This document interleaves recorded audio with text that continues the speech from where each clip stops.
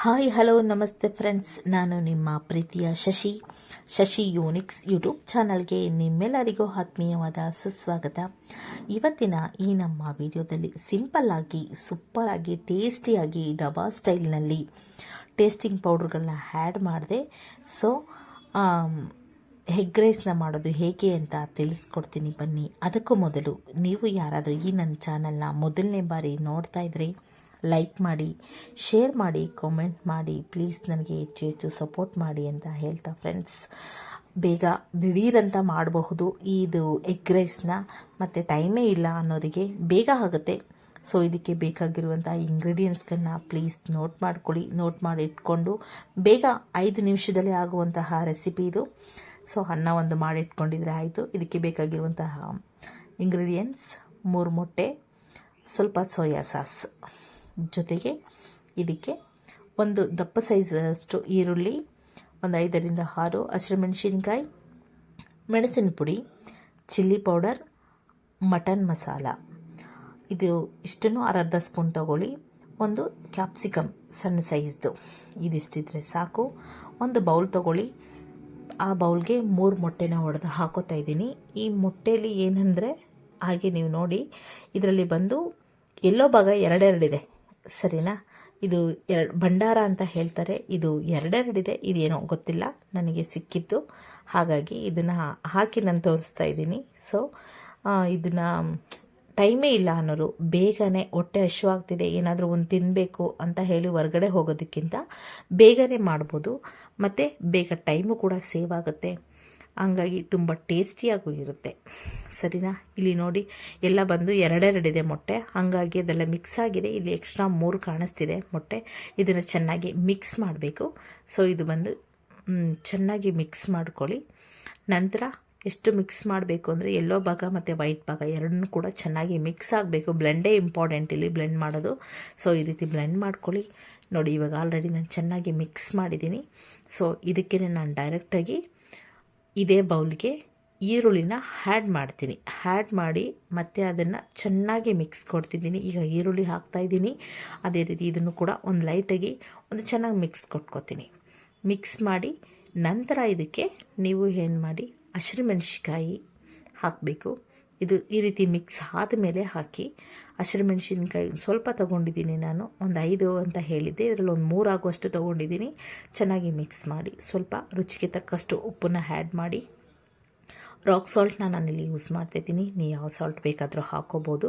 ಇದು ತುಂಬಾ ಒಳ್ಳೆಯದು ಈ ಸಾಲ್ಟ್ ಮಾತ್ರ, ಅದಕ್ಕೋಸ್ಕರ ನಾನು ಆಗಲಿ ಇದನ್ನೇ ಉಪಯೋಗಿಸ್ತೀನಿ. ಸೊ ಮೆಣಸಿನ ಪುಡಿ ಸ್ವಲ್ಪ ಹಾಕಿ ಸ್ವಲ್ಪ ಇಡ್ತಾಯಿದ್ದೀನಿ. ಅದು ರೈಸ್ಗೂ ಸ್ವಲ್ಪ ಆ್ಯಡ್ ಮಾಡಬೇಕು, ಅದಕ್ಕೆ ಸ್ವಲ್ಪ ಎತ್ತಿ ಇಡ್ತಾಯಿದ್ದೀನಿ ಫ್ರೆಂಡ್ಸ್. ಸೊ ನೋಡಿ, ಇದಿಷ್ಟ ಆಗಿದೆ. ಈಗ ಆಲ್ರೆಡಿ ನೋಡಿ, ದಿಢೀರಂತ ಮಾಡಿಕೊಳ್ಬಹುದು ಈ ಒಂದು ರೆಸಿಪಿನ. ಸೊ ಇದನ್ನು ಡೈರೆಕ್ಟಾಗಿ ತವ ಮೇಲೆ ಹಾಕಿದ್ರೆ ಆಮ್ಲೆಟ್ ಆಗುತ್ತೆ, ನೀವು ಬಾಣಲಿಗೆ ಹಾಕಿದ್ರೆ ಇದನ್ನು ಎಗ್ ರೈಸ್ ಆಗುತ್ತೆ. ಸೊ ಇವಾಗ ಆಲ್ರೆಡಿ ಚೆನ್ನಾಗಿ ಮಿಕ್ಸ್ ಮಾಡಿದ್ದೀನಿ. ನೆಕ್ಸ್ಟ್ ಇವಾಗ ನಾನು ಗ್ಯಾಸನ್ನು ಹಚ್ಕೋತೀನಿ. ಗ್ಯಾಸನ್ನ ಈಗ ಆಲ್ರೆಡಿ ಹಚ್ಚಿದ್ದೀನಿ ಫ್ರೆಂಡ್ಸ್. ಈಗ ಇದಕ್ಕೆ ಒಂದು ಬಾಣಲಿನ ಇಡ್ತಾಯಿದ್ದೀನಿ. ಬಾಣಲಿ ಇಟ್ಟು ಸ್ವಲ್ಪ ಲೈಟಾಗಿ ಬಿಸಿ ಆಗಬೇಕು ಬಾಣಲಿ. ಈಗ ಆಲ್ರೆಡಿ ಅದು ಬಿಸಿಯಾಗಿದೆ. ಅದಕ್ಕೆ ನಾನು ಡೈರೆಕ್ಟಾಗಿ 3ರಿಂದ 4 ಸ್ಪೂನ್ ಆಗುವಷ್ಟು ಎಣ್ಣೆ ತೆಗೆದುಕೊಂಡಿದ್ದೀನಿ. ಎಣ್ಣೆ ಆಲ್ರೆಡಿ ಇವಾಗ ಬಿಸಿಯಾಗಿದೆ. ಅದಕ್ಕೆ ನಾನು ಬೌಲ್ನಲ್ಲಿ ಕಲಸಿಟ್ಟಿದ್ನಲ್ಲ ಮೊಟ್ಟೆ, ಈರುಳ್ಳಿ, ಹಸಿಮೆಣಸಿನ್ಕಾಯಿ, ಮೆಣಸಿನ ಪೌಡ್ರು ಎಲ್ಲನೂ ಡೈರೆಕ್ಟಾಗಿ ಒಂದೇ ಸಲ ಹಾಕ್ತಾಯಿದ್ದೀನಿ. ಮತ್ತು ಬೇಗ ಆಗುತ್ತೆ, ಈ ರೀತಿ ಮಾಡ್ಕೊಳ್ಳೋದ್ರಿಂದ ಬೇಗನೆ ಆಗುತ್ತೆ. ಎಲ್ಲ ಒಂದೊಂದೇ ಐಟಮ್ನ ಹಾಕ್ಕೊಳ್ಳೋದಕ್ಕೆ ತುಂಬ ಟೈಮ್ ಹಿಡಿಯುತ್ತೆ. ಸೊ ಇದು ಈ ರೀತಿಯೂ ಒಂದು ಹೊಸ ಸ್ಟೈಲಲ್ಲಿ ಮಾಡಬಹುದು. ಸೊ ಒಂದು ಸಲ ನೀವು ಟ್ರೈ ಮಾಡಿ, ಮಾತ್ರ ತುಂಬಾ ಟೇಸ್ಟಿಯಾಗಿರುತ್ತೆ ಕೂಡ. ನೋಡಿ, ಈ ರೀತಿ ಚೆನ್ನಾಗಿ ಹುರ್ಕೋಬೇಕು, ಇಲ್ಲಾಂದರೆ ಅದು ಒಂಥರ ಹಸಿ ವಾಸನೆ ಬರುತ್ತೆ. ಹಾಗಾಗಿ ನೀವು ಚೆನ್ನಾಗಿ ಎಷ್ಟು ಹುರಿತೀರೋ ಅಷ್ಟು ಒಳ್ಳೆಯದು. ಚೆನ್ನಾಗಿ ಹುರಿದಷ್ಟು ಎಗ್ ರೈಸ್ ತುಂಬಾ ಟೇಸ್ಟಿಯಾಗಿ ಬರುತ್ತೆ. ಸೊ ನೋಡಿ, ಈಗ ಆಲ್ರೆಡಿ ಇದೀಗ ಅರ್ಧ ಭಾಗ ಆಗಿದೆ.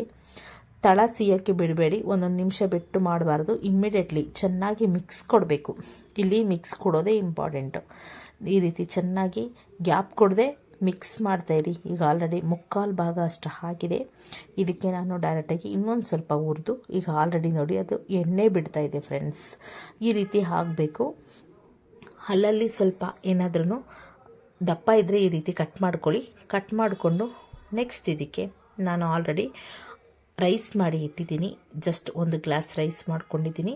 ಸೊ ಇಷ್ಟು ಸಾಕು. ಇದು 1 ಗ್ಲಾಸ್ ರೈಸ್ ಅಂದರೆ 1 ಪಾವ್ ಅಂತ ಹೇಳ್ತಾರೆ, ಆ ಅಳತೆಲಿ ಮಾಡ್ತಾ ಇರೋದು. ನಮ್ಮಲ್ಲಿರೋದು 4 ಜನ, ಅದಕ್ಕೋಸ್ಕರ. ಸೊ ಈಗ ಆಲ್ರೆಡಿ ನೋಡಿ, ಇದು ಇನ್ನೂ ಕೂಡ ಚೆನ್ನಾಗಿ ಎಣ್ಣೆ ಬಿಟ್ಟಿದೆ. ಈಗ ಆಲ್ರೆಡಿ ಇದು ಚೆನ್ನಾಗಿ ಸ್ಮೆಲ್ಲೆಲ್ಲ ಹೋಗಿರುತ್ತೆ. ಇದಕ್ಕೆ ಡೈರೆಕ್ಟಾಗಿ ನಾನು ಸ್ವಲ್ಪ ರೈಸ್ನ ಡೈರೆಕ್ಟಾಗಿಯೇ ನಾನು ಆ ಬಾಣಲಿಗೆ ಹಾಕೋತಾ ಇದ್ದೀನಿ. ಅನ್ನ ಎಲ್ಲ ದಪ್ಪದೆಲ್ಲ ಇರುತ್ತೆ, ಅದನ್ನೆಲ್ಲ ಸಣ್ಣದಾಗಿ ಹೊಡ್ಕೋಬೇಕು. ಸಣ್ಣದಾಗಿ ಹೊಡೆಯೋದ್ರ ಜೊತೆಗೆ ಚೆನ್ನಾಗಿ ಮಿಕ್ಸ್ ಕೊಡಬೇಕು ಫ್ರೆಂಡ್ಸ್. ಚೆನ್ನಾಗಿ ಮಿಕ್ಸ್ ಮಾಡಿ, ಇಲ್ಲಿ ನೋಡಿ ಈ ರೀತಿ ಮಿಕ್ಸ್ ಮಾಡಿ ಅಲ್ಲಲ್ಲಿ ದಪ್ಪ ಎಂಟೆಗಳನ್ನೆಲ್ಲ ನಾನು ಸಣ್ಣದಾಗಿ ಹೊಡ್ಕೊಂಡಿದ್ದೀನಿ. ಚೆನ್ನಾಗಿ ಹೊಡೆದು ಇದಕ್ಕೆ ಡೈರೆಕ್ಟಾಗಿ ಚೆನ್ನಾಗಿ ಮಿಕ್ಸ್ ಕೊಡ್ತಾ ಇದ್ದೀನಿ. ಮಿಕ್ಸ್ ಆದಮೇಲೆ ಇದಕ್ಕೆ ನೀವು ಡೈರೆಕ್ಟಾಗಿ ಇನ್ನೊಂದು ಸ್ವಲ್ಪ ಮೆಣಸಿನ ಪೌಡ್ರನ್ನ ಇಟ್ಟಿದ್ನಲ್ಲ ಅದನ್ನು ಹಾಕ್ತಾಯಿದ್ದೀನಿ. ಸೊ ಅದೇ ಬಾಣಲಿಗೆ ನಾನು ನೆಕ್ಸ್ಟು ಅರ್ಧ ಸ್ಪೂನ್ ಆಗೋಷ್ಟು ಚಿಲ್ಲಿ ಪೌಡ್ರನ್ನ ಆ್ಯಡ್ ಮಾಡ್ತಾಯಿದ್ದೀನಿ. ಖಾರ ಬೇಕು ಅಂದವ್ರು ನೋಡಿ ಹಾಕ್ಕೊಳ್ಳಿ, ಕೆಲವರು ಜಾಸ್ತಿ ಖಾರ ಇಷ್ಟಪಡಲ್ಲ. ಮಟನ್ ಪೌಡ್ರನ್ನು ಕೂಡ ನಾನು ಒಂದು ಅರ್ಧ ಸ್ಪೂನಷ್ಟು ಆ್ಯಡ್ ಮಾಡ್ತಾಯಿದ್ದೀನಿ. ಗರಂ ಮಸಾಲ ಹಾಕೋದು ಕಾಮನ್, ನಾನು ಮಟನ್ ಪೌಡ್ರಲ್ಲಿ ಟ್ರೈ ಮಾಡಿದೆ, ತುಂಬಾ ಚೆನ್ನಾಗಿ ಬಂದಿತ್ತು, ಅದಕ್ಕೋಸ್ಕರ ಈ ವಿಡಿಯೋನ ನಾನು ಮಾಡಿರೋದು. ಸೊ ಇದಿಷ್ಟಾದಮೇಲೆ ಸ್ವಲ್ಪ ಚೆನ್ನಾಗಿ ಮಿಕ್ಸ್ ಮಾಡಿ. ಎಷ್ಟು ಚೆನ್ನಾಗಿ ಹುರ್ಕೋತಿರೋ ಅಷ್ಟು ಚೆನ್ನಾಗಿ ಮಿಕ್ಸ್ ಮಾಡೋದ್ರ ಜೊತೆಗೆ ಚೆನ್ನಾಗಿ ಅನ್ನ ತಳ ಸೀಬಾರ್ದು, ಆ ರೀತಿ ಯಾವಾಗಲೂ ಹುರಿತಾ ಇರಬೇಕು. 1 ಸ್ಪೂನ್ ಆಗೋಷ್ಟು ಸೋಯಾ ಸಾಸ್ನ ನಾನು ಆ್ಯಡ್ ಮಾಡ್ತಾಯಿದ್ದೀನಿ ಇದಕ್ಕೆ. ಸೊ ಸೋಯಾ ಸಾಸ್ ಹಾಕಿದ್ಮೇಲೆ ಚೆನ್ನಾಗಿ ಮಿಕ್ಸ್ ಮಾಡಿದ್ದೀನಿ. ಚೆನ್ನಾಗಿ ಮಿಕ್ಸ್ ನೀವು ಇದೇ ರೀತಿ ಮಾಡ್ಕೊಳ್ಳಿ. ನೋಡಿ ಎಷ್ಟು ಚೆನ್ನಾಗಿ ಮಿಕ್ಸ್ ಆಗಿದೆ ಅಂದರೆ ತುಂಬಾ ಕಲರ್ ಕೂಡ ಬಂದಿದೆ. ನಾನು ಯಾವುದೇ ಕಲರ್ಗಳನ್ನ ಆ್ಯಡ್ ಮಾಡಿಲ್ಲ, ಆದರೂ ಒಳ್ಳೆ ಕಲರ್ ಬಂದಿದೆ ಇದು. ಸೊ ಇದಕ್ಕೆ ಡೈರೆಕ್ಟಾಗಿ ನಾನು ಒಂದು ಕ್ಯಾಪ್ಸಿಕಮ್ನ ಹಾಕಿದ್ದೀನಿ, ಸ್ಮಾಲ್ ಸೈಜ್ದು. ಇದು ಹಸಿ ಹಾಗಿರಲಿ ಅಂತಲೇ ಹೇಳಿ ನಾನು ಹಾಗೆ ಹಾಕ್ತಾಯಿದ್ದೀನಿ. ಲಾಸ್ಟಲ್ಲಿ ಹಾಕಬೇಕು ಇದನ್ನು. ಇದು ಮತ್ತು ಸ್ವಲ್ಪ ಟೇಸ್ಟ್ ತಿನ್ನಲಿಕ್ಕೆ ಚೆನ್ನಾಗಿರುತ್ತಲ್ಲ, ಈರುಳ್ಳಿನೂ ಕೂಡ ಇವಾಗ ಆ್ಯಡ್ ಮಾಡ್ತಿದ್ದೀನಿ. ಸ್ವಲ್ಪ ಉದ್ದುದ್ದಾಗಿ ಹಚ್ಕೊಳ್ಳಿ ಈರುಳ್ಳಿ, ಅದು ಕೂಡ ತುಂಬ ಟೇಸ್ಟಿಯಾಗಿರುತ್ತೆ. ಅದ್ರ ಜೊತೆಗೆ ಹಾಕ್ಕೊಳ್ಳೋದ್ರಿಂದ ಅದು ನೋಡಿ ಹಾಕ್ಕೊಳ್ಳಿ, ನಿಮ್ಗೆ ಇಷ್ಟ ಇದ್ದರೆ ಹಾಕೋಬೋದು. ಕೆಲವರು ಇಷ್ಟಪಡೋದಿಲ್ಲ ಈರುಳ್ಳಿನ, ಹಾಗಾಗಿ ಬಾಯಿ ವಾಸನೆ ಬರುತ್ತೆ ಅಂತ ಲೈಕ್ ಮಾಡೋದಿಲ್ಲ, ಹಾಗಾಗಿ ನೋಡಿ ಹಾಕ್ಕೊಳ್ಳಿ ಫ್ರೆಂಡ್ಸ್. ಬೇಕಿದ್ದರೆ ಅದು ನಿಮ್ಮ ಚಾಯ್ಸ್. ಸೊ ಇದಕ್ಕೆ ಡೈರೆಕ್ಟಾಗಿ ನಾನು ಫಸ್ಟೇ ಉಪ್ಪು ಆ್ಯಡ್ ಮಾಡಿದ್ದೆ. ಈಗ ಇದಕ್ಕೆ ನಾನು ಲೈಟಾಗಿ ಸ್ವಲ್ಪನೇ ಉಪ್ಪನ್ನು ಆ್ಯಡ್ ಮಾಡ್ತಿದ್ದೀನಿ. ಒಂದು 2 ಪಿಂಚಷ್ಟು ಹಾಕ್ತಾಯಿದ್ದೀನಿ ಅಷ್ಟೇ, ಜಾಸ್ತಿ ಏನು ಉಪ್ಪು ಹಾಕ್ತಿಲ್ಲ. ಫಸ್ಟೇ ನಾನು ಹಾಕಿದ್ದೀನಿ.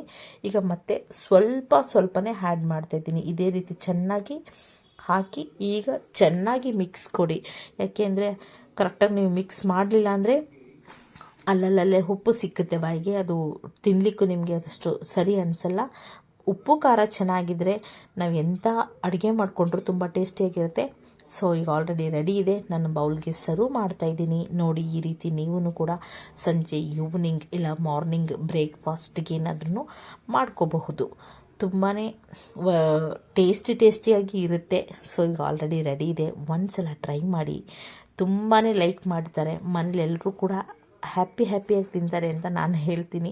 ಅಷ್ಟು ತುಂಬ ಟೇಸ್ಟಿಯಾಗಿ ಬಂದಿದೆ friends. So thank you watching.